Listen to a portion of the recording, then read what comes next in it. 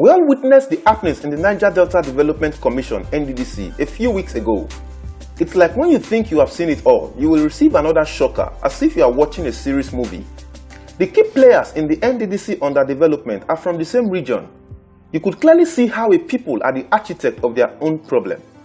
Great leaders take pride in the fact that their regions are developed through their effort, and they are not concerned about stomach infrastructure by feeding fat at the expense of a whole nation. We grew up knowing that integrity is a norm and a form of capital. Right now, can we really say the same? Have you ever wondered why most people don't have trust in leadership?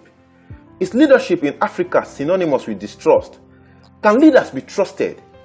As simple as it sounds, nobody will commit greater things to you if they know you can't be trusted. It is very unwise for any leader to put a people in a state of trust bankruptcy. The absence of trust bankrupts a nation and leads to the inability to woo investors. Of course, nobody wants to invest in a country where trust is lacking. The erosion of trust from our system is the erosion of growth and development.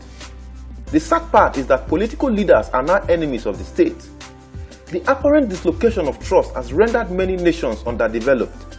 Don't forget that every time you shut the door to trust, you put yourself and your people in a difficult position that could have economic implications. Citizens are the drivers of the economy. One of the quickest ways to render a nation economically powerless is to remove the trust factor from our dealings with citizens. This is because when there is little or no trust, it becomes difficult for citizens to commit wholeheartedly to nation building, and this will have negative implications. Building and developing the African continent is not the problem, leadership is the problem.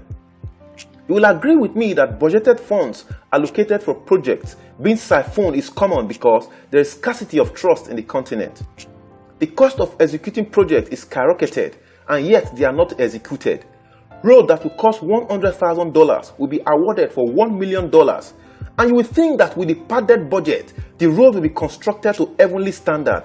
Just wait to receive another shocker when after 4 years, same road is re-awarded to same company, or maybe this time to another. This is how far we have drifted away from development as a people. If you look at the case of Nigeria, you will weep because with all that she has, she can't boast of a corresponding visible development. Our education system is in shambles, our energy system is worse, we can't boast of electricity for 12 hours, yet we pay electricity bills. Our human population is not effectively managed because there seems to be no plan for the youth. Insecurity is the order of the day, our political system does not have a clear direction, and people just do whatever they deem fit, cross-carpeting from one political party to another just to receive protection.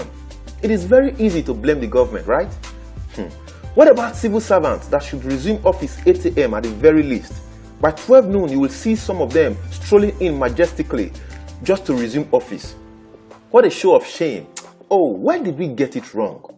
Do we still remember our national pledge to be faithful, loyal, and honest? These are words that should be carved in the very fabrics of our being as citizens of our dear country. Nobody wants to enlist for the Nigeria police force because she's now a shadow of herself. The few people who join the force do so just to leave the unemployment market. Just watch out how they unleash their frustrations on citizens. Let's look at accountability as a means to build public trust. It was Abraham Lincoln who said that we must not promise what we ought not, lest we be called on to perform what we cannot. Accountability holds leaders to account for their actions and encourages public trust. Accountability can be defined as accepting responsibility, and it begins with having a clear roadmap with achievable milestones hinged on trust.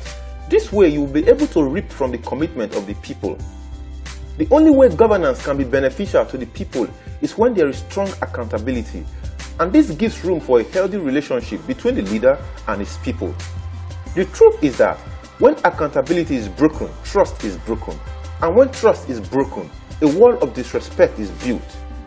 It will not take forever to rebuild. Any nation whose leaders cannot respect the place of accountability will soon delve into the abyss of power, and this is the beginning of oppression, which ultimately leads to underdevelopment. It beats my imagination how people will elect someone into office, and the moment he assumes office, it becomes unreachable and untouchable. This is irresponsibility of the highest order. What matters now is that we put our energy together to see that we rebuild the broken world that has been created by the loss of trust in our country. I want to address the youth. If you take away trust from the leadership equation, What you have is rust. I beg you not to allow your personal challenges put you in a spot where you have to trade trust and integrity for stomach infrastructure. Even if you lose your job, don't lose trust. Let your love for the nation overwhelm you. Make impact.